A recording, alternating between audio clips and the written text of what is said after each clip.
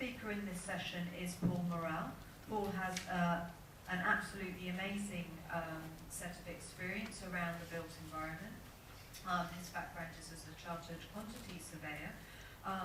He's also worked later as a government chief construction advisor, working on how to champion a more coordinated approach to affordable and sustainable construction. He also served as a commissioner on CAVE from 2000 to 2008 and was awarded an OBE for his services to architecture and the built environment in 2009. But I've specifically invited Paul here today because he's recently chaired a review of the future of the built environment professions, the EDGE Commission. And a very interesting part of that commission has been around both ethics and public interest. So Paul is going to talk to us a little bit today about that work. Thank you. I'm glad someone discovered you could put these on.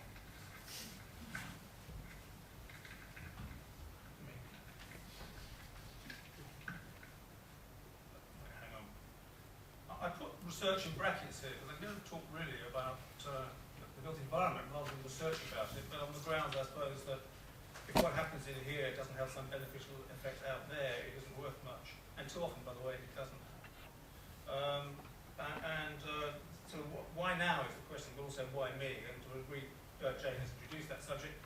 I chaired this series of sessions, evidence sessions, and then sat down on my last summer holiday, a year ago, which exactly, and wrote this report about the future of the professionalism and institutions.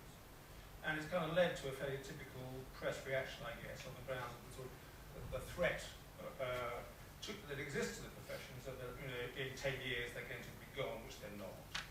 But certainly there's a universal view, I think, or at least more than a majority view, that they are becoming irrelevant or less relevant than they were.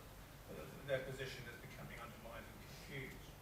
And this is probably a more positive note, which is actually the opportunity to reform is kind of now, and that I'd like to present a few ideas about where the threat comes from and then where the possibilities come from, and link those back to ethics. And the good news, I suppose, is that people seem to be interested. It was the most commented upon story in the week in which it was launched. And it's hard to find time. I'm a great believer in A.A. Milne as a management consultant. And it's hard to find time to think about some of this big stuff when the pressures of the day are cutting in. And indeed you might say that about ethics itself. So I think the important thing to start about is the big problems out there, and the sort of introspective interest in themselves, the institutions and the professions. It has to be put in the context of the fact that we can't house our people, and what do you think of a society that does that? That we have a massive issue of, particularly in health, in healthcare, of buildings that have been neglected. I was speaking in Scotland recently, £1.1 billion health construction programme, of which 850 million is making good, undone maintenance. So our public assets are rotting. All of our schools, 28,000 schools, need replacing or refurbishing. And we are living still on Victorian infrastructure and need to provide new, irrespective of your views on it, and this may come up again. So there's a big job to do, and the extent to which the strategies that we develop and the habits that we develop, and that's where the word ethos comes from, of course, habit and custom, need to be sort of the context of some of the problems we have to solve, and we have to do that against some serious pressures. Firstly, material, the finite material. I'm 67, and at no time when I was growing up, people say the stuff might run out, and so we're careless, have been careless of natural resource. We have the challenge of climate change, and there is no money, and there isn't going to be for quite a long time. So those are the big pressures that we need to solve our problems against. And the extent to which ethics makes a valuable contribution to that, or indeed sometimes I stand in the way of it, that's not too controversial thought, is the study of this report and how the professions go. It starts by looking at what's distinctive about the profession, what it claims for itself. And the first point is that it sets an entry level of architectural standards, that it underwrites or underpins the quality of service of its members on a continuing basis, that it has a body of knowledge, and that it has a code of ethics. And fundamentally, there is an institution to oversee those things. And I don't think you can think about the professions without thinking about the institutions. And unless somebody underpins the promise that individuals make, But there are some big changes out there, and technology is just one of them. This is just my working life. I remember us buying our first calculator for £400, and we thought one between 20 would be fine. I remember ringing an architect and saying, I'll buy a fax if you will. We had a partner's vote about whether to go to email or not, because it cost us £4 million to completely retool our business, and so on and so on and so on. As we move increasingly from hardtop to the cloud, to mobiles, to augmented reality, Google Glasses, they've got a beard, and 3D design. This is changing the world, and if you don't believe that, ask your local bookshop, or indeed a black cab driver, or a whole new business. I would have killed for a market share of 3% in my day job. Practising existed for some 60 or 70 years, and here already in London, more than 3% market share for a business London unheard of 2 years ago. I'm competing with existing hotel. And on the technology front, I'm going to say no more about BIM, than the fact that we must recognise it as a wooden horse for reform, good or bad, and let's take it for the good. And coming closer to professions, a world in which people think they can solve most of their problems like Google. The advice is on Google. If you ask your doctor now, he'll tell you, people come and say to him, I've got this pain here, it's either this or this, I want you to tell me which it is, and it seems that one of these 3 things is the cure, which is the best one. People are becoming more informed, possibly less than they think they are, but it has changed the trust and dependence that gets placed in professional advice. And then in the business world of the professions, it's extraordinary split of change. I read this on infrastructure newsletter, and thought, for how many businesses actually in this world, just a multi-trillion-dollar global infrastructure opportunity represent a real force in their lives. But these massive businesses, which cut across all professions and all industries, who are loaded with conflicts of interest that even they don't know about, at the very least you would say changes in the landscape. And this, which is quoted in the report, written again last summer, almost pressing, you might say, a quotation from the chief executive of Morrell. I don't say this is wrong, but it couldn't have been written when I started business. The idea of professional practice being sold for the right price, irrespective of the impact on its customers and its people and third parties and so on, just wasn't in plan. But of course, since then, Morrell has indeed been bought by Kia, by a contractor, people that we used to know as bad people because they were trade and didn't live by the same code as the rest of us. Meanwhile, AECOM, the professional practice, has bought a construction business. So I ask you what the difference is between these two businesses. The boundaries between supply and demand are now blurred. It's not clear, that word again, it's not clear now really whether you work on supply and demand in many of the professions and who's interested in represent. And then that goes into spades when you take it internationally, and the problems you have to solve go into spades as well. And this you don't really need to read. And the Association of Consulting Engineers is a trade association. That's all it is, and yet it claims territory, and why shouldn't it? Which most professional institutions claim that they represent, in terms of developing skills, standards, speaking to government and so on. And meanwhile, of course, businesses are making the same move. I attended a book launch, largely had a duty to it, written by a friend of mine a few weeks ago. But his whole thesis really was that for the PLC, it's no longer enough just to act for your shareholders. Move towards third-party stakeholder interests. So these two worlds are kind of converging in having values and having missions and having standards and so on. And it's not as clear as it was. And in our own world, a huge shift in the balance of power between contractors and consultants, that upsets something. And at the very least, it needs to be reflected in the way that we work. The wrong way, I think, to deal with it, and the other big force is the so-called death of deference. Those of you not old enough to remember, this was a television satire program about the upper, middle and lower class.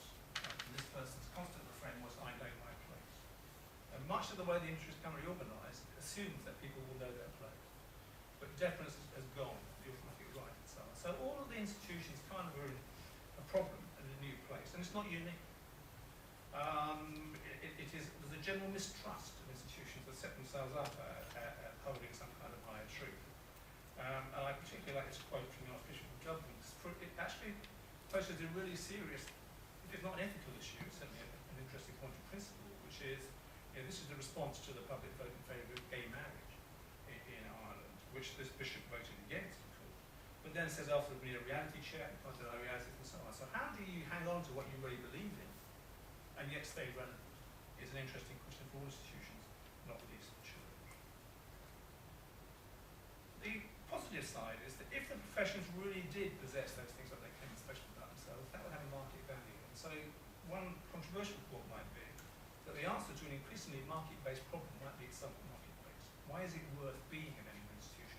Why is it worth hiring a member institution?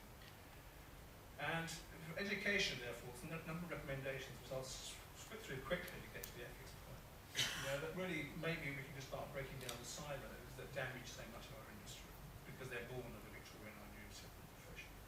That would be a good thing because there's a problem otherwise.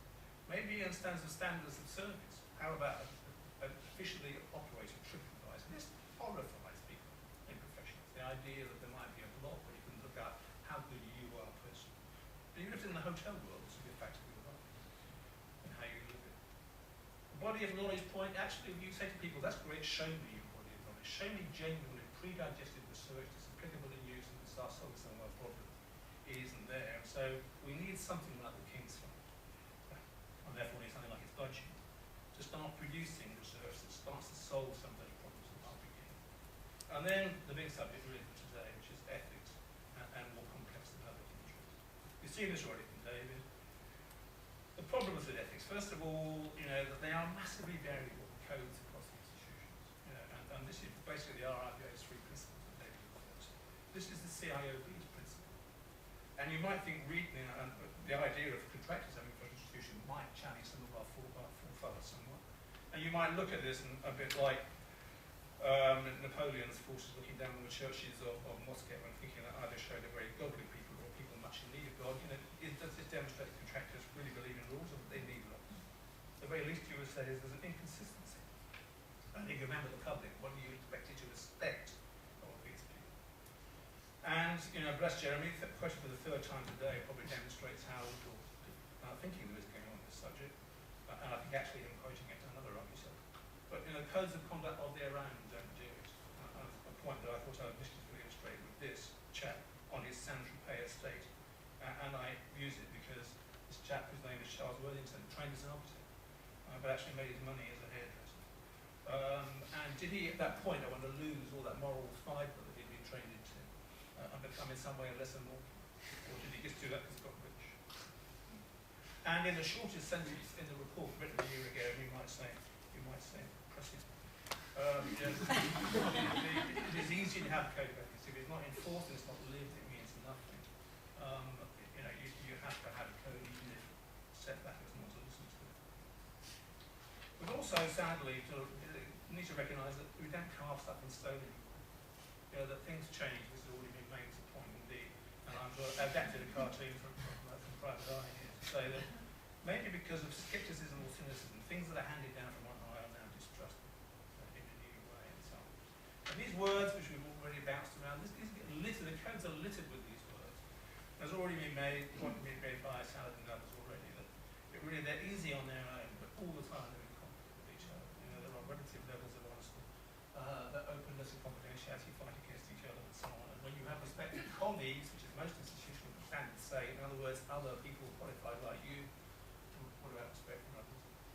What do we say about tolerance and intolerance and so on? So these words only become relevant when they become in conflict with each other.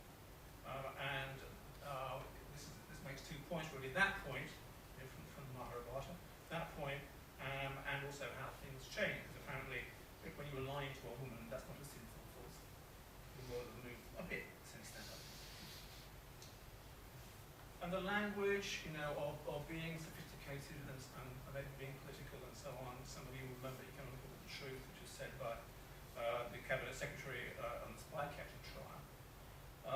And I guess, whether he knew it or not, quoting back to Edmund Burke a couple of centuries before, there is an economy of truth in the exercise of all virtues. And then converted to economical with the actuality by Clark, partly because he's a tosser, but also this was a fascinating case of really what public interest means, because they claimed the public interest immunity in the trial of Matrix Churchill. None of them remember. This was the famous super gun that we sold to Iraq. And they took the company that made that gun to trial on the grounds that it was illegal to issue of arms to Iraq, but actually they had been tutored, trained and qualified by the Foreign Office to do that, because one of their directors was actually Secret Service. But none of that could come out, and they would have let these people go to prison in order to protect, they say, the public interest. So here you get a really big, difficult thing. You know, this is what is said to separate. I'll go back to the Association of Consulting Engineers. This is what's said to separate the professions from a trade association. And I find at one level pretty sickening, actually. You know, the fact that there was somebody given a piece to the Commission, which I guess maybe actually shouts out this word. You know, the belief that one is not like other men, has a special access to a higher code and so on. But there are bigger issues with the public. Well, you've heard of it today, really. You know, it moves all the time. You know, and when we ask the public what their interest is and how we should represent it and so on, and I think it increasingly becomes a kind of cloak for privilege and protection and so on. And I do ask that question of any institution. You know, I'm looking forward to hearing the answer. You know, because this is so important to us, apparently, because of our Royal Charter and so on. Has anybody ever been sanctioned for acting against the public interest? I'm pretty sure the answer is no. So the propositions are that we start looking at these principles of code and ethics and so on, and you know, trying to make them just a bit more like each other, not the same, because they will be different, but actually the conversation will be valuable. To what extent are we able to live up to the promises that we make? The fear is that it gets done down to what's described as the tragic ARB rules this morning, but maybe that's what happens when you actually finally get down to what you really sign up to. And if we're honest, it would be better. I think people are confused as to what's expected of them and what they can expect of others if it doesn't work. And whether the duties are entirely personal is the first issue. You know, and I have some tests for that. Another client rang me a while ago, and he presented with an opportunity to secure a site and develop it under circumstances which he thought were worrying. And he described them to me, and I said, I think that is a conflict of interest that borders on corruption. And he said, well, you know, what would you do? I said, well, you've got three questions to ask. How do you, knowing what you know about security, how do you feel when you look at yourself in the mirror? Secondly, how would you feel when you look in the mirror and always keep it aimed just all the day and never see it published? Most people at this point, the left is ethics, isn't it? What you do when nobody's watching. The middle starts to be risk management, business and so on. And thirdly, you know, is it if you do this thing, it's actually going to work. And it's up to you where you draw that line to me. You know, and his problem was that his finance came from the Middle Eastern sovereign wealth fund, who said, well, this is how business gets done in the Middle East. And this was in London. So, suffice to say, he didn't go ahead. But this kind of expectation of untruth, you know, is at the root of, and this is how I used to make my living. You know, surveyors were expected to lie around. But to feel the truth wasn't actually across. There's a bad business plan. Like at the age of, I was very young at the time, 26, 27, I thought, I can't spend the whole of my life lying to other people as a business. But it was what was expected nonetheless. And what do you do if you actually find that having made those judgments, those personal ones, that other people don't agree with you? Well, you've got some choices. You know, peaceful, very British protests of this kind. Noisier protests that the AJ discovered last week. I think these look like really nice. These are tweets on the same day. That's the morning, and they look like really nice people. They asked me to a party at Pop really go. But in the afternoon, they were lobbying what they called on their tweet interested in Gary resolved and so on. And this is where activism starts to actually move away from the position of ethics to try to persuade other people to act in a way that conforms with your own sense of ethics. And you should let words like gentrification as a sin. And then activism keeps building up and up and up, becoming more and more aggressive and so on. And I think Not in My Name is a great campaign, but when it gets used in everything from bombs to badges, look at the word, not in your name. You know, and when you start trying to claim that as a way of restraining what I do, I think something has kind of gone wrong. We have a law, a rule of stuff that we call the author license called the law. And beyond that, we get the issues that we've been discussing this morning. I got a podcast yesterday of an interview with Wolf Briggs, which he found this question in 1968 and said he was inspired by the riots and that we need a bit less romantic humor there at the time, I suspect. Yeah, and that we need to seize power and do what we want to do. And I'm going to ask you, will you really want to seize power to make another place like Ellsbury State? Well, not in my name, I wouldn't. And the issue here really is, at what point does an ethics, question of ethics, become really about politics and power and trying to get people to conform to your view of what ethics is like? I think a lot of what poses there. And once you've gone beyond that point, then you get to the kind of Zaha Hadid point. You know, are you going to solve every problem in the world? Is that what your job is? Freeing the slave in the Middle East? And the honest answer to Zaha Hadid's point about I can't control that is no, you can control whether you work there or not. The fact is you decided to work there. Yeah, and fess up and say that. You don't have to. Next, do we actually make these obligations just at a corporate level? It's worth remembering how differently people work by comparison with the world of when most of the standards were set up. And almost everybody was either in private practice or in public sector, which HMG and academia and charity and so on. But big PLC lobby at the moment. And I'm going to focus all that down to one question, to which we never got a satisfactory answer. What do you, this is real ethics now, what do you do when you're confronted with this? This is practical ethics that confronts practitioners every day. And I challenge an engineer who speaks vocally, regularly and passionately about climate change. What do you do when you're asked to design a socially irresponsible building? And his answer was, we have to eat. So my next question was, so would you design a slightly unsafe building? It means that you're treating it as a discretionary motor. And the truth is that most people do the best they can. And is that unethical? That's, I think, for a whole business to decide. And then you've got the institutional level. And I think we start to get the beginnings to the dilemmas in that idea, which is, at an institutional level at least, I think the answer lies in information. So you don't decide as an institution that HS2 is a good thing or a bad thing. You ask government what problem it's trying to solve. That's what we elect governments for. Are you trying to solve a faster train journey to Birmingham? The great north-south divide? Are you trying to keep Scotland in the Union? What is it you're trying to do? Our unique thing that is independent advice about the ways of doing that and the consequences of doing that. And I think that's, to go back to a sort of Wolf Pritz thing, that the power comes from the imagination and the ideas that we bring to the project, not from some self-assessed code. And we demonstrate some leadership on big issues. That, I think, will get us to a system. And every institution wants to be heard in government. It's not going to be heard by lobbying. It's not going to be heard by taking a point of view that's very different from the party cannot give power. I'm sorry, but that is the position. It comes really from saying, if you do that way, these are the consequences of it.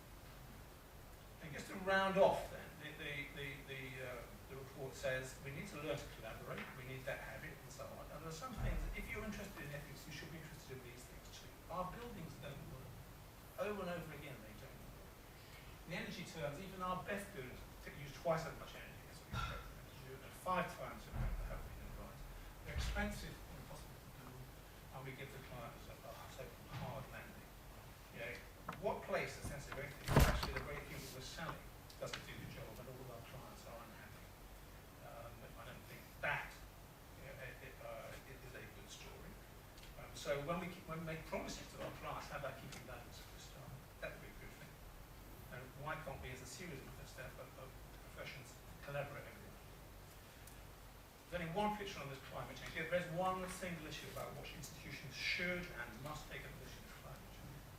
And it becomes an ethical issue, not because of what happens to us or what happens to others, as a consequence of failing to adapt in this way.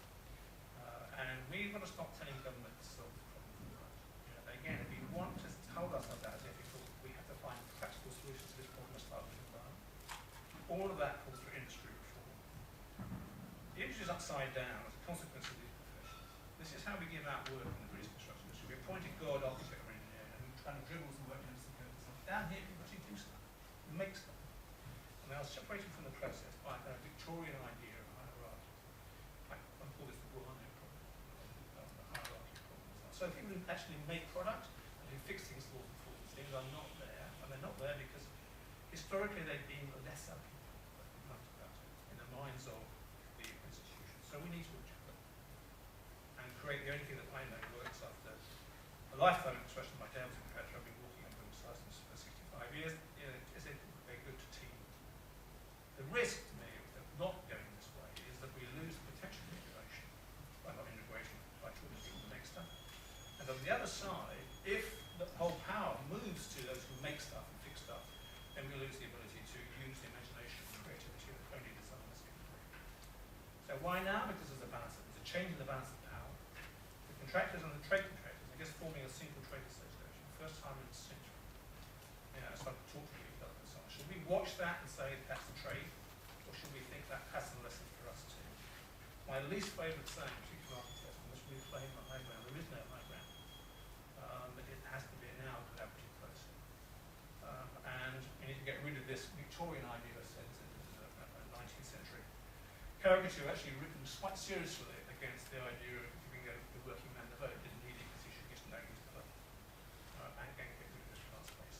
One useful thought that came out, I thought, was the idea of professions changing their whole character from being exclusive to being inclusive. Not that what we do separates us from you, but that what we do is a part of you and is valuable to you, and to offer a way in. I think that's the way. And now, because people are confused, that gets worse. As these global, social, economic, political changes take place, there is more confusion, more tension coming in at these points. And at the very least, I'm going walking in where angels fear to tread. At the very least, you might say, there are questions of proportion about the difference between offence and harm, and things that really matter. Bank of England governor talking recently at the city institutions to bankers, and talking, by the way, to bankers who themselves have professional institutions, talked about the idea of ethical drift. I think comes from the John Steinbeck story about how people in a lifeboat became further and further away from what they would believe is a kind of Lord of the Flies story. In the end, starting to sort of attack each other and sort of break down the system. I think that ultimately goes into its twilight. I mean, I think that is why now we're at one of those points. Finally, as I'm putting this report together, I'm speaking at a conference in Tallinn, Stalling City, for those of you who know it, medical city, but it used to be part of the Hanseatic League, which was about trading power. And when you go in their museums, they're full of stories about the trades and so on. But in Tallinn, you could only become a councillor, if you belonged to a trade guild. That's where power lay. And I kind of recognise this as a changing point in there. That slowly that's become irrelevant. That's on a world time. But in their museums are instruments of accuracy, are there to protect the public and so on. And I felt we might be at one of those points. I felt it sufficiently strongly for me to write my preface on an EasyJet sick bag on my way back. And I think that's why now we have to start working together to overcome some of these problems. And the Construction Industry Council, needs to start thinking about what clients need and about those institutions. My fear is if we don't do that, we'll look back and think something very valuable